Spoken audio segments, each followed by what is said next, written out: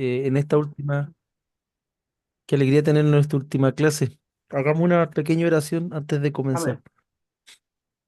Señor, en esta tarde estamos concluyendo con este taller, con esta asignatura.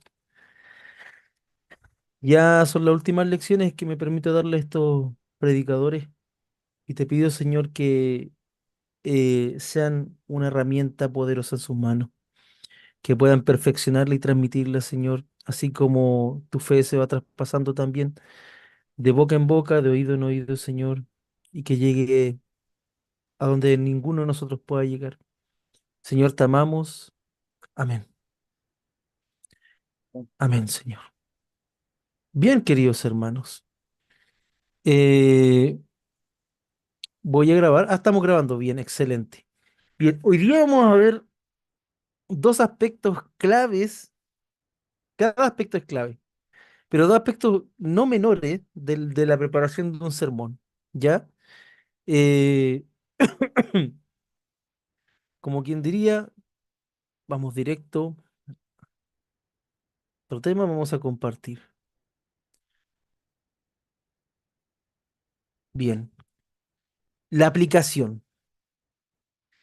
Todo esto comienza con una hermenéutica. Todo esto comienza con exégesis, comienza con estudio bíblico. Y es mediante el estudio bíblico que el Señor nos habla también. Y el Señor nos ministra. Y todo esto apunta hacia un cenit, hacia un lugar alto. ¿Y cuál es el lugar alto? Es la aplicación y la conclusión del sermón. Porque no puede haber un sermón que nos llame a una aplicación. En el caso de un sermón evangelístico, la aplicación del sermón es la conversión. Cuando nosotros salimos a la calle, predicamos el evangelio, inspirados por la palabra de Dios y llenos del Espíritu Santo, predicamos buscando disuadir, persuadir con la palabra bíblica, de una manera que pueda entender quien no conoce el evangelio, quien no conoce al Señor. Bueno, a veces me han preguntado también, oye, Pastor Cristian, pero ¿y esa gente que está descarriada también necesita el Evangelio para arrepentirse también y convertirse? Otro aspecto es en la iglesia también. En la iglesia la aplicación también puede ser evangelística, pero como nosotros estamos alimentando al pueblo de Dios con palabra de Dios, tenemos que siempre, quienes somos pastores, estar observando qué sucede en la grey. Si la grey está a falta de doctrina, predicamos doctrina. Si la grey está a falta de fe, predicamos la fe. Si la grey está separada, predicamos acerca de la unión. Y todas esas son las aplicaciones. Usted se va a dar cuenta que hay textos bíblicos, cuando muchos de ustedes tienen más edad que yo y saben que hay textos bíblicos que tienen ciertas aplicaciones. Un ejemplo, el género de los salmos. Con los salmos no se hace doctrina. Por lo menos en la iglesia reformada se evita hacer doctrina porque los salmos son poesía. Los salmos sirven para alabar, para exaltar, para imprecar. Ojo hermano, se ha perdido eso. Hay salmos imprecatorios. Hay un hermano que conozco anglicano, se llama Brett Murphy, que lo están funando en Inglaterra porque el hermano está predicando los salmos imprecatorios. ¿Qué es un salmo imprecatorio? Es un salmo que dice, Señor, acaba con nuestros enemigos. Entonces, como el evangelio que se predica es un evangelio de amor y paz, amor y paz, amor y paz, amor y paz, ¿cierto? Pero hay enemigos del evangelio, hay enemigos de la fe. Y los enemigos de mi Dios son mis enemigos. El pecado, la carne, el diablo, los básicos. De ahí hay muchos más. La aplicación es importantísima porque nosotros, mediante la lectura bíblica que hicimos, el trabajo hermenéutico, buscamos que el pueblo de Dios aplique lo entendido. Si no, no vale de nada.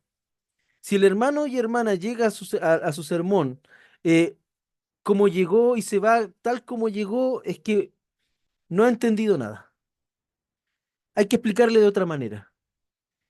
Muchos pastores tienen la técnica de que el tema del sermón no se trabaja solamente el domingo.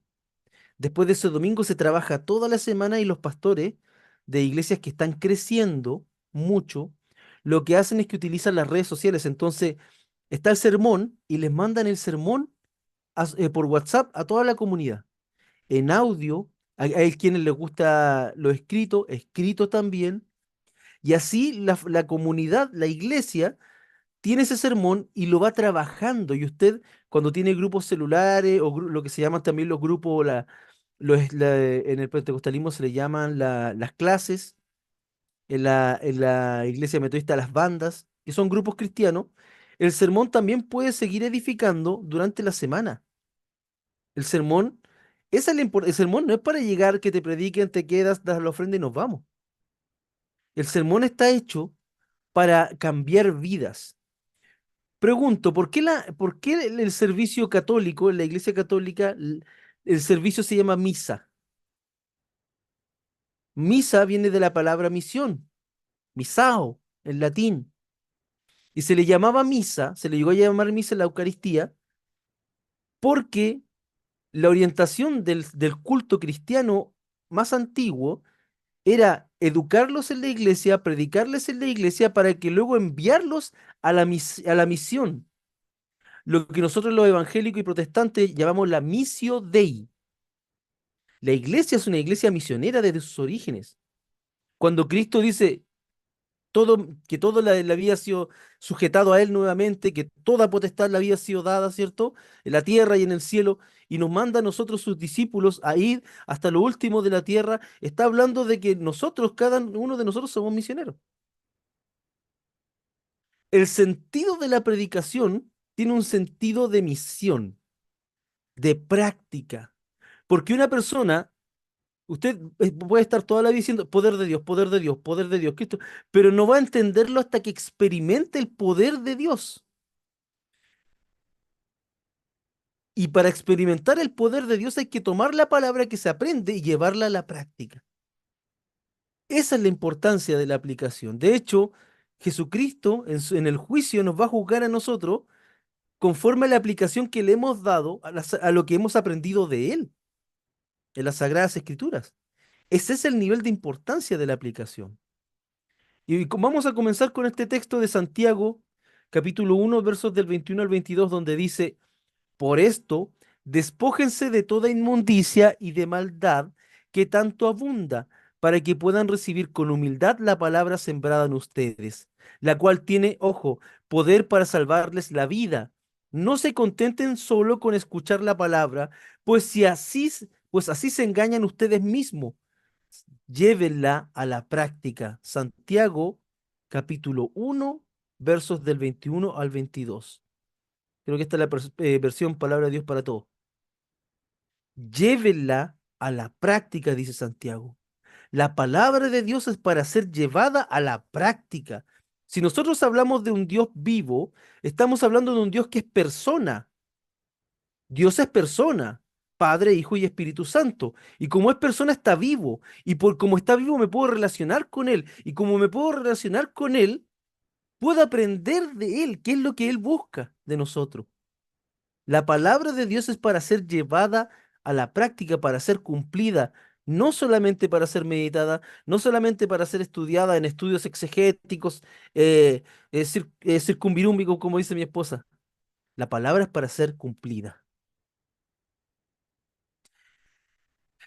Entonces la aplicación es la parte del sermón en que el predicador da un carácter práctico a su mensaje, baja lo celestial,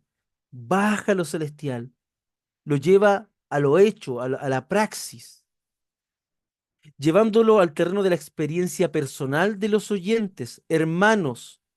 La iglesia que es sana es la iglesia que tiene testimonio. La iglesia que tiene testimonio es la iglesia que lleva a la práctica la palabra de Dios. Si la palabra de Dios dice que es con el poder del Espíritu Santo, no es con las fuerzas humanas, es con el poder de Dios. Si la palabra de Dios dice que es por la predicación del Evangelio, es por la predicación del Evangelio. No hay más.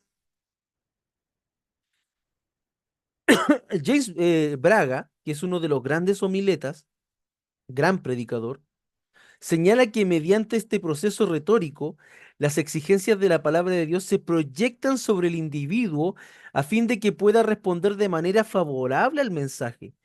Cuando llega a esta parte del sermón, el predicador se concentra en las personas que lo han escuchado, los miro, a quienes ahora tiene que hacer llegar individualmente el mensaje. El mensaje, es el culmine del mensaje. El mensaje debe ser bíblico, debe ser entendible, debe ser entendible por todos, pero sobre todo altamente aplicable.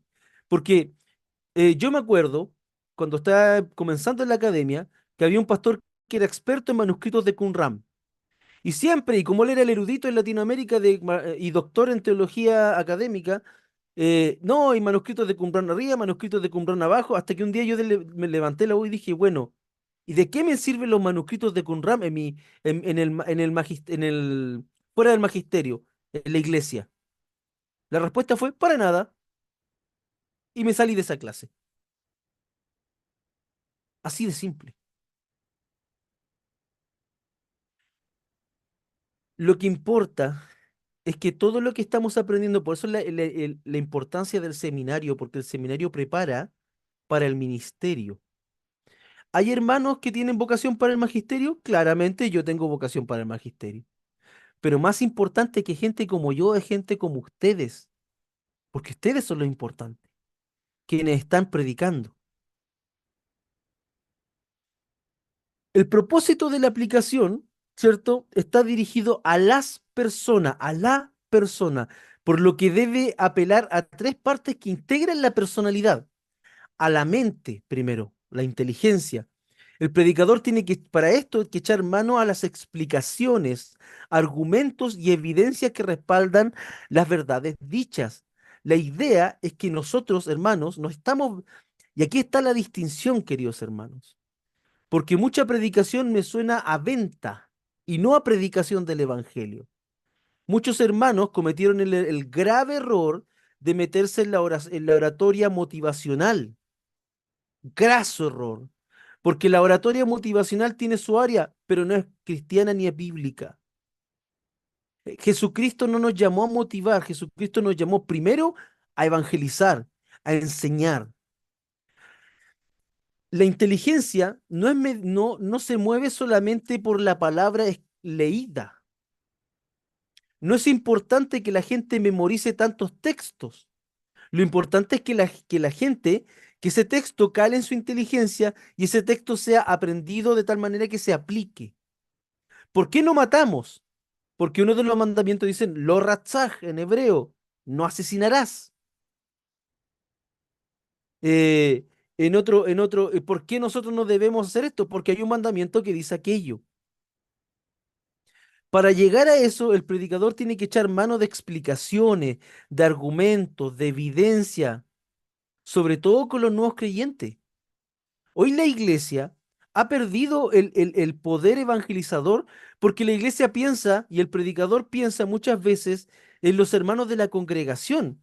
Entonces, si tú, como predicador, te centras exclusivamente en los hermanos de la iglesia, te voy a decir una cosa, tu ministerio se va a acabar. Y se va a acabar el día que envejezcan o que se aburran. Generalmente es cuando envejecen y se mueren. Y eso va a ser la obra de Dios que hizo contigo. La palabra de Dios tiene que ser enseñada de manera y con argumentos y evidencia. Y la Biblia tiene evidencia. Y también con ilustraciones. No olviden la clase anterior.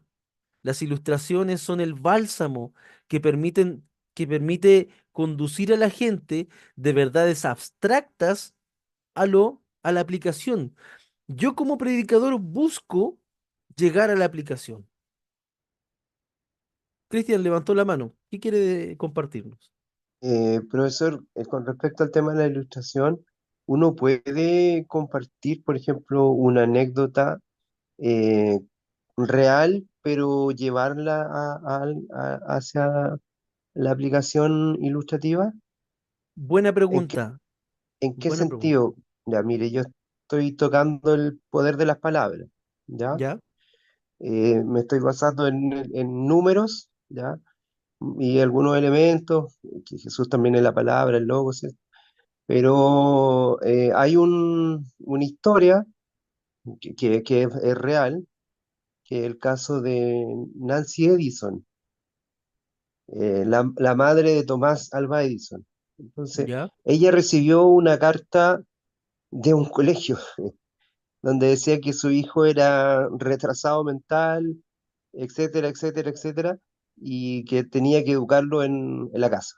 Entonces yo quise aplicar que la madre hizo todo lo contrario, escribió una carta a ella diciendo que su hijo era un genio, que no tenían, que ese colegio no tenía a los profesores especialistas ni tan buenos como para enseñarle, así que lo tenía que educar en la casa. Es un hecho real, pero yo lo estoy aplicando como ilustración. ¿Me sirve? Le sirve. Lo Ya. importante, esta es la regla de oro con las ilustraciones. La regla de oro es que la ilustración ilustre, pero no se coma el mensaje. Que Ah, ilustre, pero no sea perfecto. lo único que se queden. Imagínense un ejemplo, yo estoy predicando a los hermanos y de repente le digo, les canto la canción de Memo Bunke, La Mosca. Entonces los hermanos, si se van para la casa con hay una mosca que se cayó en la sopa, es porque yo fracasé, porque permití que la ilustración se coma el mensaje. Todo Ah, lo no, que, si se entiende eso va a estar. ¿sí? Lo que tributa el mensaje, espectacular, me parece bien. Un recurso muy bueno que son los devocionales. Hay unos libros que se llaman El Aposento Alto, que los venden los metodistas, Nuestro Pan Diario, que cuando nosotros leemos devocionales nos llenamos de ilustraciones porque son esos devocionales, están hechos con gente que tiene experiencias con la palabra de Dios y las manda a esas páginas. También hay libros de ilustraciones de sermones que también pueden ayudarnos, pero generalmente cuando son ilustraciones norteamericanas nos cuesta, hermano, porque volvemos a lo mismo. El pastor que va a jugar golf, el pastor que va a jugar béisbol, o cuando estoy comiendo perros calientes un 9 de junio, que para mí no significa nada porque no soy americano. A mí el Pasa con 18 las sí. escuelas bíblicas para niños que también tienen, están llenas de ilustraciones, pero muy Europa, muy Muy América. extemporánea. Claro, muy extemporánea. Bien, volviendo al tema. Entonces, el propósito de la aplicación es informar a la mente. También las emociones, es mover las emociones, es decir, para apelar a las emociones, el predicador tiene los recursos como las ilustraciones de carácter emotivo. Hay ilustración. Ojo, miren, hermano, si yo tuviera que darle un curso de homilética, tendrían que ser por lo bajo 6 meses o 3 meses. Yo aquí estoy haciendo el máximo. Pero sí, hay tipos de ilustraciones que se clasifican. Y hay ilustraciones de carácter emotivo. Una ilustración de carácter emotivo, por ejemplo, fue cuando mataron al joven Daniel Zamudio. A mí me invitaron a ese lugar cuando se hizo una velatón aquí en la U de Conce. Y me van a creer que no es el lugar preciso para un predicador evangélico. Todos me odiaban, a mí y a mi esposa. Todos odiaban todo lo que nosotros representamos como cristianos. Pero fuimos y predicamos una palabra y utilizamos y le dijimos, bueno, este joven fue asesinado, pero para quienes estamos acá hay esperanza en Cristo, ¿me entienden? Hay cosas de la historia de la vida real que son emotivas, pero vuelvo a lo mismo, hermano. Las ilustraciones son válidas, pero hasta cierto límite. El límite es que nunca se coman al mensaje. La ilustración es un medio, no un fin. Eh, y la voluntad. En- entonces, nosotros cuando apelamos con la aplicación, apelamos a la mente, a la inteligencia, a las emociones de las personas, porque sí, el Señor nos emociona, pero ojo, que la emoción tampoco se coma al mensaje. Ahora, si después de recibir el mensaje se emocionó, eso es normal, pero el mensaje es lo importante. Y la voluntad, y todo apunta a mover la voluntad de la persona que entendió la palabra de Dios, que esa palabra de Dios movió su corazón en emociones que lo lleve a una práctica, una sana práctica cristiana. Entonces aquí donde viene la exhortación, la amonestación, es darle un estímulo que incita a los hermanos, a la hermana a actuar. La idea es que nosotros buscamos persuadir la voluntad, pero hasta cierto punto, porque nosotros predicamos hacemos el trabajo pastoral, homilético, pero también debemos reconocer que hay un componente que depende mucho del Espíritu de Dios. Muchas veces, hermano, y eso es un error que que yo cometía mucho en mis comienzos, es que yo por mi carácter tiendo a tener, y por mi profesión tiendo a tener un lenguaje muy seco, que el Señor ha tenido que ir trabajando en mi vida eso. Entonces muchas veces yo no me daba ni cuenta y daba sermones doctrinales donde mis hermanos salían todos, pero como decimos en el campo, todos guasqueados. Y salían tan golpeados que, claro, terminaba el sermón, aleluya, gloria a Dios, y los hermanos terminaban desmoralizados. Y fue un pastor más antiguo, que fue el pastor reverendo Luis Silva, que una vez me dijo, oye, para, para, recuerda que es el cuerpo de Cristo y a Cristo ya lo azotaron. Lo mismo que me dijo mi pastor lo comparto con ustedes. Al cuerpo de Cristo ya se le azotó. Fueron los romanos, fueron los judíos, los fariseos. No corresponde a los pastores de la Grey azotar al cuerpo de Cristo. Y esto yo lo aprendí con dolor y con lágrimas, hermano. Hay que buscar mover voluntades, pero no hacer daño. A ver, parece que se me salió el... Perdón, perdóneme, querido. Me dan un... Que esto no ha terminado. Estamos recién comenzando. A ver, a ver. eh,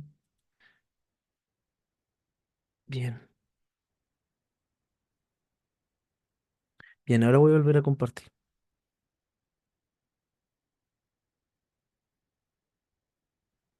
Compartir. Bien, entonces el propósito de la aplicación es ese, es mover la voluntad de las personas para que apliquen el mensaje. ¿Cómo yo voy a poder hablar de un Dios proveedor si nunca he tenido esa experiencia con Dios? ¿Cómo voy a poder hablar con poder de un Dios que sana mis heridas y que enjuaga mis lágrimas, que incluso las cuenta, si no he tenido esa experiencia con Dios? Durante el desarrollo del mensaje, el predicador va en forma indistinta apelando a estas tres partes de la personalidad que le había indicado. Pero llega la aplicación, ¿ya? Y el principal propósito de esta aplicación, ya que nosotros no estamos para obligar ni para golpear a la hermandad, es mostrar, señalar. Y hermanos, por favor, aquí quiero decirles seriamente, un profesor, cuando enseña, no enseña solamente en cátedra en el aula. Eso es una mala educación en el sistema chileno. Un docente enseña con su vida, asimismo el pastor. Qué importante son esas conversaciones que se dan durante la semana o durante la consejería pastoral, porque con con ese trato cercano con la comunidad, nosotros también vamos afinando nuestro ojo, nuestra observación y sobre todo vamos buscando maneras en que nuestros hermanos apliquen y vamos guiando. Pastorear no es solamente un suceso. Pastorear es un proceso que no termina, que comienza desde la conversión hasta que venga Cristo o si no la muerte natural. Entonces cuando yo predico un mensaje de parte de Dios, debo alinearme y alinear todo para que ese mensaje no solamente sea entendido en un canal. Hermanos, la inteligencia, mi señora hizo su tesis cuando es educadora diferencial. Y cuando hizo su tesis lo hizo en inteligencias múltiples. Y como en ese momento estábamos de novio y después nos casamos, tuve que aprender de inteligencias múltiples, porque cuando estudia la señora o estudia uno, ellos también estudian con nosotros. Y tuve que y me di cuenta, y eso me ayudó como docente. No toda la gente aprende por discurso. Hay gente que aprende por ejemplos. Hay gente que aprende por observación, hay gente que aprende de manera kinestésica, haciendo cosas. Hay gente que aprende de manera iconográfica, mirando cosas. Entonces, el mensaje no debe agotarse solamente en la palabra, aunque la palabra es importante. Si queremos que ese mensaje llegue y sea practicado, hay que agotar los medios posibles. Entonces, de esa manera nosotros podemos decir, ¿cuál es la manera de medir la calidad y el poder del sermón que yo prediqué? Es fácil, es la práctica. Primero yo debo practicar lo que he predicado y ver en los hermanos si aplicaron. Y para eso es sencillo, es un círculo virtuoso. Aquel ministro que está comprometido con su iglesia estará predicando, estará buscando palabra de Dios para esa comunidad y al mismo tiempo estará asegurándose que ese mensaje llegue de diferentes formas. Entonces, ¿qué pasa? La iglesia practica lo que se predica. Y cuando la iglesia practica lo que se predica, viene bendición. Y cuando viene bendición, la iglesia se multiplica. Y así va. Un círculo virtuoso. Círculo virtuoso. Ahora, las maneras más generales de hacer una aplicación, veamos eso. Se puede hacer la aplicación de un sermón de distintas formas. A continuación, veamos. Primero, la típica exhortación a los oyentes. Cuando yo exhorto, impulso a los oyentes a obrar, a actuar según lo que indica el sermón. La exhortación no es un grito, no es un rugir. Recordemos al profeta Isaías, que esperaba que apareciera el león de la tribu de Judá, que apareciera la mercaba. Ustedes no sé si se acuerdan de la mercaba, la carroza que se llevó a Elías. Ese en hebreo se llama mercaba. De hecho, hay un misil que le llaman merkava porque es terrible. Los judíos, un misil que uno de su industria armamentística. Y cuando se le apareció el señor Isaías, fue un silbido, fue paz. Gritar no necesariamente enfatiza mi mensaje. A veces sí, pero el problema es que si yo estoy constantemente gritando, no van a encontrar los matices del mensaje.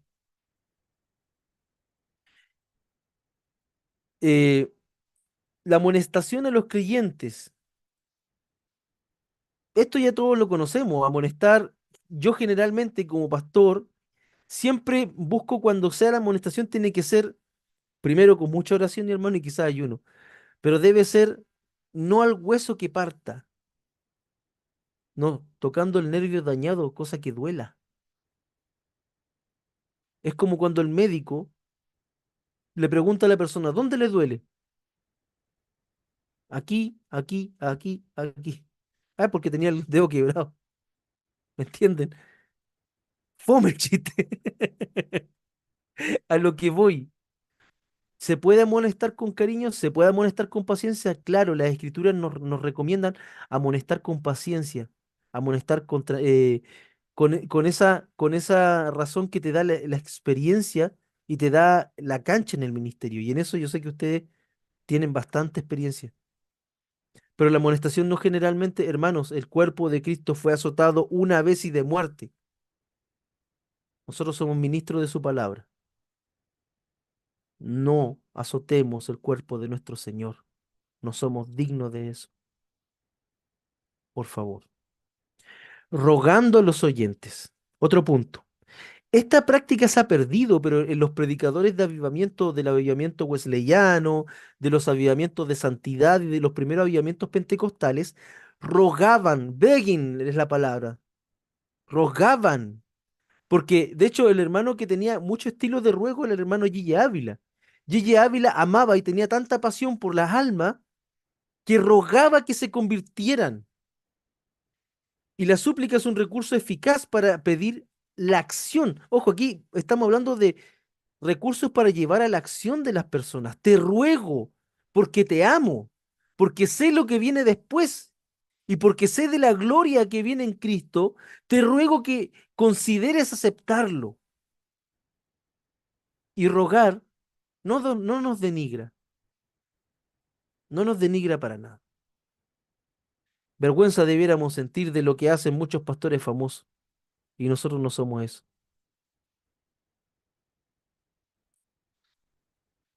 La idea, insisto, es siempre es persuadir la voluntad, sugiriendo también a los oyentes, presentando también opciones. Un ejemplo, estaba un amigo mío que es menonita y hubo una predicación, los menonitas tienen un ministerio muy especial por la paz. Ellos son una iglesia de paz. Y una vez me dijeron, y de hecho es cierto, ustedes lo pueden ver en la página, que estaban hablando de la paz con tu enemigo. Y en Norteamérica está lleno de musulmanes. ¿Cómo yo le enseño a los musulmanes a vivir en paz? Y eso nació a raíz de un sermón. Algunos hermanos se acercaron a los musulmanes para poder conocerlo y darle a conocer de alguna manera su fe cristiana. Otros hermanos hicieron otras acciones, pero la acción que tuvo más impacto es que un grupo grande de hermanos se juntó con un grupo grande de musulmanes e hicieron un huerto comunitario en un patio de la iglesia.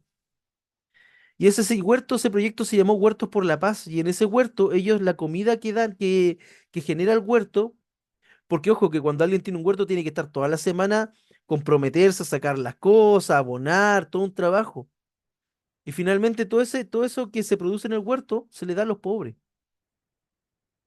Y esa fue una manera que encontraron ellos de poder darse a conocer con los musulmanes. Y una estrategia que hasta el día de hoy existe. Un sermón puede tener muchas aplicaciones, muchas maneras. Lo importante es que nosotros demos una, pero presentemos opciones también. Si el Señor nos habla, un ejemplo de ayudar a la iglesia, de ayudar al ministerio, eh, no solamente puede ser el diezmo, pueden ser, y eso se da en nuestra iglesia, un voluntariado, que alguien venga a ayudarnos, que venga a ayudarnos con el baño de la iglesia, que siempre el baño de la iglesia se tapa, o que nos venga a ayudar con la... Siempre hay algo que hacer en la iglesia. Estoy dando un ejemplo. Hay que dar posibilidades también y confiar en la gracia del Señor que ellos tomarán las mejores eh, opciones y acompañarlo. Cualidades de la aplicación. Esto es muy importante, ojo. Y estas son como las cualidades generales también que le podría dar a la ilustración. La aplicación debe ser breve. La extensión de la aplicación que yo doy en la predicación tiene que ser lo más corta posible. Incluso debe ser más corta que la conclusión, en la menor cantidad de palabras posible. De hecho, les voy a contar una cosa. En la academia es tan enfático esto que mis profesores me evalúan también contando el número de palabras que utilizo para describir una idea. A mí toda la semana me mandan a hacer exégesis, a hacer reportes de libros, exégesis, exégesis. Y lo que más hacen los norteamericanos es corregir eso porque muchas veces nosotros los latinos utilizamos como tres palabras para decir la misma cosa en la misma frase. Pero eso es un... Seamos breves en general. La aplicación también debe prepararse cuidadosamente. No debe ser cualquier cosa. La idea es que no hay que improvisarla o dejarla en el momento, sino que debe prepararse la aplicación. La aplicación ojalá sea única y que sea convincente. Usted no puede dar una aplicación si está hablando de Noé, buscar aplicaciones de Apocalipsis.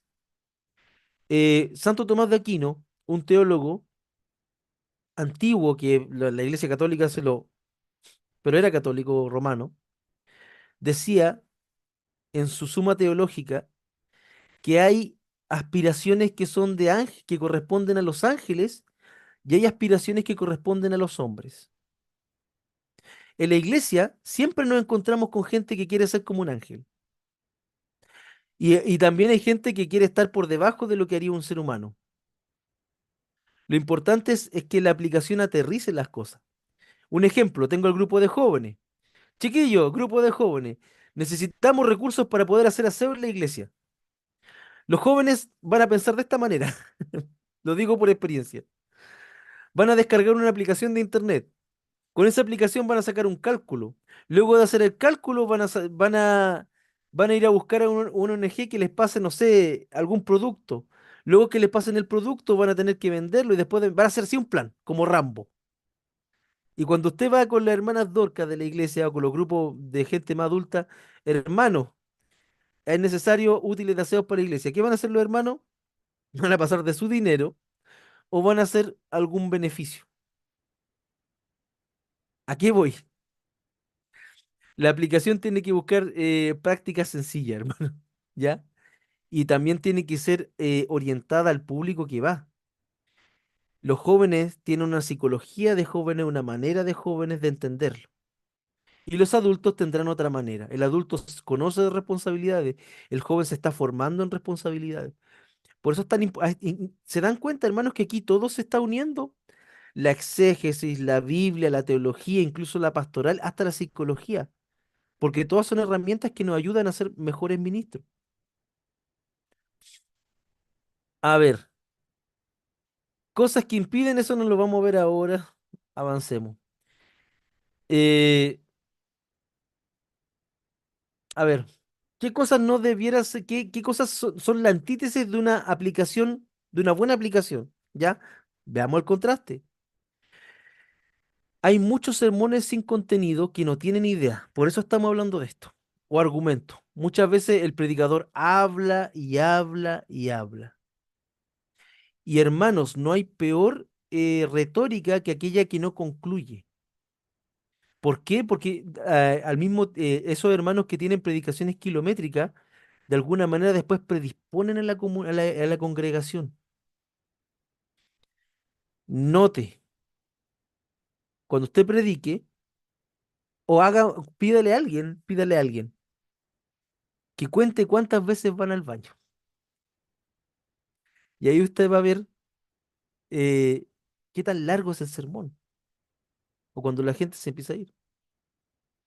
Un ejemplo, aquí ustedes, como son de mayoritariamente pentecostales, ahí no tienen problemas con con el tiempo de la predicación o con el culto. En las iglesias históricas, hermanos, es así, o'clock. Entonces el sermón dura 45 minutos, debe durar 45 minutos. Porque si vaya a durar más de 45 minutos, los hermanos de la congregación empiezan. Y no es porque sean malos, y no es porque sean malos cristianos, sino porque muchas veces hay personas que tienen estilos de vida tan rápido, dígase político, dígase abogado, dígase médico, dígase cualquier profesional, que en serio, hermano, muchos profesionales no entran a nuestras iglesias evangélicas porque ellos se predisponen con sermones kilométricos o tuvieron una mala experiencia con un sermón kilométrico. Y muchas veces me ha pasado que con sermones más mesurados he podido ser más eficiente y la gente se va contenta con la palabra de Dios a practicarla y puede ser más transversal el mensaje. Es decir, desde el hermano que se da el tiempo para todo el domingo, lo cual es válido, desde hasta la hermandad que tiene mucho trabajo que hacer. Y ojo, nosotros tenemos que tener en cuenta eso también. El mensaje cuando no ha tenido un claro preciso objetivo y sobre todo, hermanos, aquí es lo central, consideren siempre a sus oyentes. Mira, aquí se fueron dos, eso significa que estoy siendo latero. ¿Cuántos fueron al baño? Y vamos a la conclusión. Vuelvan, estamos llegando a la conclusión. Vamos. Samuel Vila, tremendo hermano Samuel Vila, un viejito pero de oro. Dijo, se ha dicho con verdad que una conclusión fastidiosa puede significar una piedra de tropiezo para el corazón mejor impresionado por el mismo sermón. Es preferible que queden oyentes con deseos de oír más cuando el sermón ha sido bueno, que no que las buenas impresiones recibidas se borren por una inclusión desafortunada o desastrosa. Un ejemplo, una ilustración. Yo tengo una hija de 8 años y un hijo de 5 años. Mi señora, cuando le sirve el mismo plato al mismo nivel. ¿Qué descubrí como papá? Que cuando yo les doy el almuerzo, yo le doy 2 cucharadas a la Gaby y una cucharada al nano que es el más chiquitito. ¿Y por qué hago eso? Porque yo sé que con 2 cucharadas la Gaby no se llena y me va a pedir más. Y yo sé que con una cucharada el nano, el más chiquitito, me queda mirando con esos ojazos que tiene mi hijo. Y como, "Ch, ¿qué pasó?". Es preferible que te pidan más a que le des mucho y desperdicien. A eso voy. Y nosotros en nuestra casa, como vivimos de manera modesta, nosotros somos una familia que tiene gastos modestos, que vive de manera modesta, entonces no nos podemos permitir desperdiciar alimento. Lo mismo la predicación, hermanos. Lo mismo la predicación. Y aquí le puse un loguito de la Missio Dei, para que se acuerden de mí, porque si ustedes buscan teología de la misión, busquen Missio Dei y van a encontrar teología de la misión. La conclusión en la parte final del sermón, ¿ya? Aquí es donde aparece con mayor intensidad el objetivo del sermón. Consiste en la parte en la que se hacen todos los preparativos necesarios para realizar la aplicación. Es decir, ya di la aplicación y luego tengo que cerrar este sermón. Eh, la conclusión en la que subraya la práctica de las verdades expuestas. Es el ataque final, es el remate. Lo que se dice en stand-up comedy, el punchline. Un chiste sin remate muere tu rutina. Debe haber un punchline, debe haber algo final, debe haber una culmine. Entonces, un ejemplo, yo estoy predicando sobre el mandamiento que dice que es sobre honrar a los padres y a la madre. ¿Por qué? Porque ese es el único mandamiento que tiene promesa. O sea, es un mandamiento que tiene promesa para que sean alargados tus días. Entonces, les he hablado sobre honrar al padre y a la madre, les he hablado sobre cómo deben la ilustración, estamos llegando a las aplicaciones, pueden honrarlos ayudándolos con sus quehaceres, ayudándolos económicamente, honrándolos en la familia, ¿cierto? Pero tengo que concluir eso. Y como una buena conclusión de un mensaje de ese tipo es, porque este mandamiento tiene promesa, para que sean largos tus días. Y Dios pone la firma en eso. Amén. Terminó. Glorifiquemos al Señor por esto. Concluyó. Es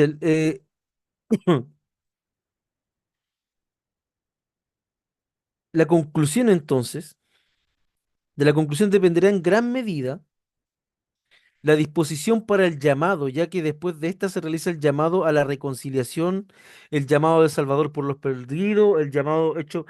eh, Generalmente las iglesias que son de tradición wesleyana o metodista eh, tienen antes del púlpito un altar donde la gente se arrodilla en la tradición metodista pentecostal, ¿ya? Y esa tradición viene de la iglesia anglicana, porque nosotros en la iglesia anglicana, nuestra iglesia se divide por una nave central, las naves laterales donde está la gente, hay siempre hay una cúpula donde está la mesa, donde nosotros está la mesa donde nosotros hacemos la Santa Cena, está el púlpito donde se predica la palabra a un costado. ¿Y por qué les digo esto? Porque y antes de llegar a ese lugar en la iglesia anglicana solamente entran los presbíteros. De hecho, detrás de esas mesas, esas sillas que se pone detrás del púlpito, viene de la iglesia anglicana. A eso se le llama el presbiterio. No sé si usted se le llama así también en su iglesia. Y en el presbiterio se sientan los presbíteros y si hay un obispo, se sienta el obispo y alrededor los presbíteros. Y ese lugar que está en el altar, donde la gente es como es el lugar santo. Toda la arquitectura protestante está siempre orientada a la arquitectura del templo de Jerusalén, o del Sagrado Templo. Entonces, ese lugar donde la gente es el lugar santo. Y esa como rejita que ponen las iglesias pentecostales representa la santidad del lugar donde tú llegas. Entonces, el pueblo cuando va hacia adelante y se arrodilla para que lo unjan, para que oren por ellos, muchas veces les profetizan, eso es una tradición antigua. No les quiero decir que mi iglesia es la mejor. No, no, no, no, no. Todas las iglesias son buenas para el Señor, mientras sean iglesias cristianas.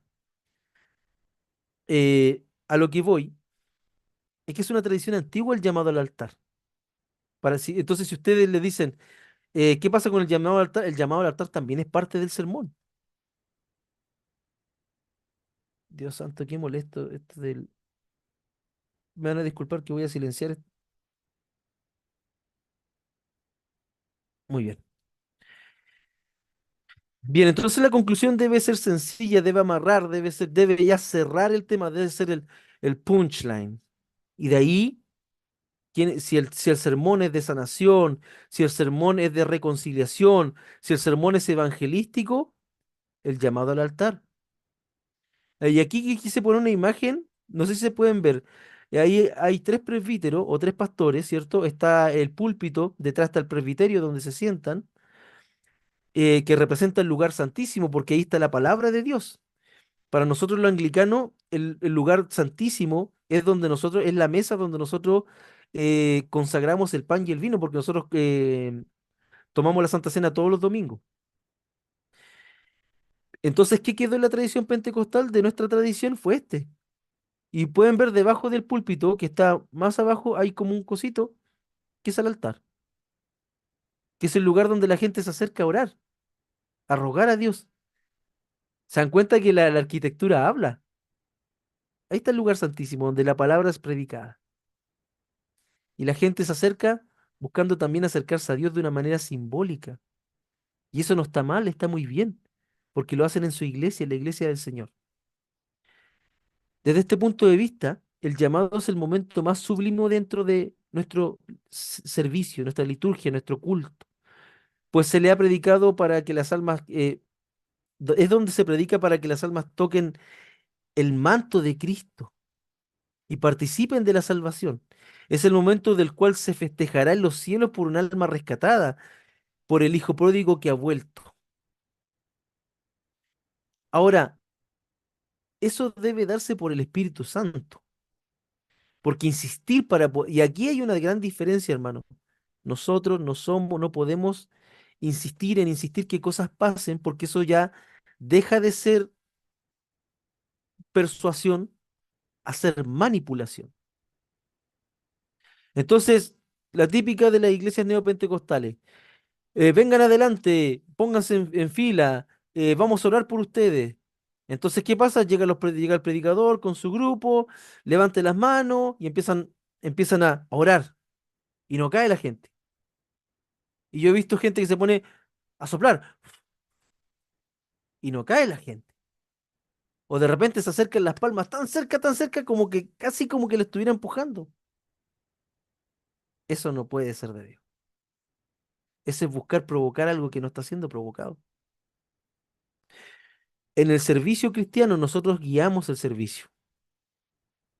Pero nosotros no podemos imitar o falsear, eso es fuego extraño, falsear lo que es natural de Dios. Y también es no confiar en Dios. Porque muchas veces, hermanos, y vuelvo a lo mismo, hay sermones que a mí, los sermones que a mí me han hecho, que me han quebrado, han sido sermones de hermanos que generalmente muchos dicen que no tienen dónde predicar porque no gritan. Pero ese sermón ha sido preparado y ha sido inspirado de tal manera que el Señor me tocó. Pero el predicador, yo le pregunto al predicador, ¿usted me conocía? No, no me conocía. Fue el Espíritu de Dios. Entonces, aquellas comunidades, iglesias que donde quieren provocar algo de Dios, primero están falseando. Y segundo, no están confiando en Dios. Confíen en Dios. El Señor está con ustedes.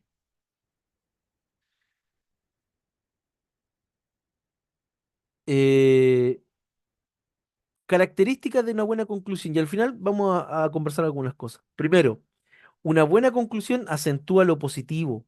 Siempre busca rescatar lo positivo. Busca personalizar, es decir, persuadir a las personas. Habían pastores antiguamente, me acuerdo, que te miraban a los ojos incluso. Pero ojo, eso con mesura, no personalizar en exceso, porque si no el hermano va a decir, ah, lo que hablé la semana con el... Típico, lo que hablé la semana con el pastor me lo predicó en el púlpito, me voy de la iglesia. Muchas veces. Lo he escuchado porque no me ha pasado. La buena conclusión debe ser breve, debe guardar armonía con el cuerpo y el plan del sermón. No puedo tener una conclusión, un sermón de Apocalipsis y terminar en Génesis o terminar en Proverbio. Debe ser de una línea. Debe presentar una expectativa a los oyentes, debe dejar al oyente con inquietud, con ganas de más. Debe ser fácil y sencilla y siempre invitar de manera positiva a la gente. De manera positiva, querido. Que se debe. Aquí, miren, aquí están mis clásicos rabacucos. No sé si puede ver. Esos son los rabacucos, po. Y esos tipos ahora le mandan, mandan a bordar en sus túnicas santidad a Jehová. No sé si se acuerdan de uno que hacía llover oro y que también se ponía santidad a Jehová y que lo menos que tenía era ser santo. No, no lo voy a hacer famoso, así que no voy a decir su nombre. Sí, por ahí. Bueno, ahora, ¿qué debemos evitar para terminar un sermón exitoso? Una conclusión extensa, por favor. Por favor, aquí voy a terminar. No, si miren, ya, con esto termino. No, si se termina, se termina. ¿Ya? Esto lo dejo a su arbitrio, pero yo, como he sido tanto tiempo oyente y como también tanto tiempo me ha tocado predicar y escucho mucho a la comunidad, a la congregación, por favor, que las conclusiones nunca sean extensas. También, este es un clásico, estereotipada o monótona. Hermano, si usted llena con aleluya, gloria a Dios, cuando no tiene nada que decir, no está dándole más gloria a Dios, está llenando un espacio. ¿Me entiende? Y el problema que cuando nosotros banalizamos el aleluya, el gloria a Dios, el santo, estamos haciendo algo monótono, algo que es santo, algo que es totalmente, a ver, la envergadura de nuestro Dios, es decir, que el Dios que creó el cosmos, a ese nivel lo voy a poner, se haya atrevido a, en la kenosis, hacerse como uno de nosotros, o ni siquiera eso, se haya atrevido a hablarnos en palabras que nosotros podamos entender, significa que las palabras son importantes. Entonces, no puedo hacer banal lo que es sagrado. Lo que es sagrado es sagrado, consagrado a Dios. Les voy a dar un ejemplo. No es para que me imiten, pero un ejemplo. Yo conozco hebreo y en el hebreo no existe la palabra Jehová. No existe. Porque los traductores antiguamente unieron el Adonai, que los judíos, en la palabra donde dice el tetragramatón, el Yod, Hed, Bau, Hei, que es son las consonantes del nombre de Dios, yo no digo el nombre de Dios. Para mí es tabú.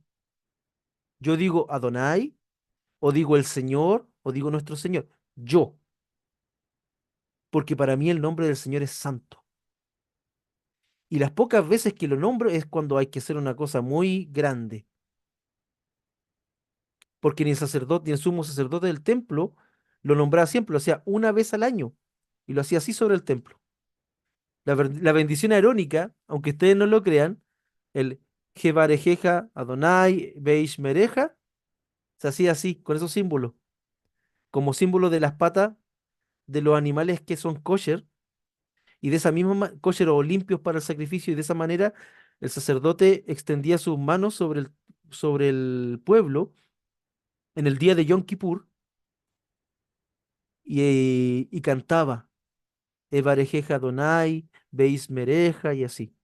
En hebreo nos vamos a ver con esas cosas, ahora no. ¿A qué voy? Por favor, por favor, los cristianos evangélicos debemos volver a tener un entendimiento sano de lo sagrado. Y lo que es sagrado es sagrado. El púlpito es sagrado. El altar donde los hermanos van a humillarse delante del Señor es sagrado. Respetémoslo como tal. Eh, También la conclusión no que nunca sea leída. Como eso es un muy buen, nunca lean la conclusión. Nunca lean la conclusión. Miren a la congregación. Mírenlos. Miren si les, en serio, hermano, es como a mí siento decirle cuando prediquen, miren si les duele. Se los digo de parte de Dios. Miren si les duele, y si les duelen, paren, paren. Repetir también lo antedicho, las frases vagas de poco sentido. Aleluya, gloria a Dios. Sí, amén, amén, amén, amén. Está bien el amén. Es una afirmación. Así sea. Aquí estoy, quizá usted me dirá, oh, que Pastor Cristian está siendo demasiado melindroso, demasiado... no, no, no, no. Estamos hablando de homilética. Pedir disculpas a cada rato también. Es que en el fondo es distraer, distraer con el reloj. Eh, pero por favor, no sean como esos amigos, como los Rabacucos. Ellos gritan y nadie los escucha.